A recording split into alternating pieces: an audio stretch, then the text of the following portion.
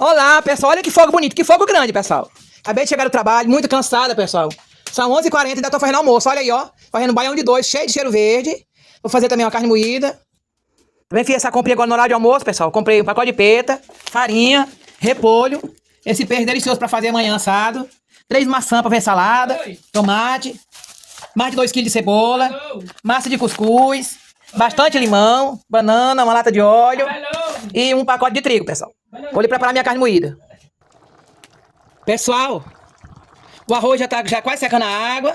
Aqui eu tô com a carne moída. Pessoal, essa carne moída vai ficar uma delícia, ó. Botei todo quanto foi tempero aqui, né? Fui pro serviço, já deixei ela já refogada.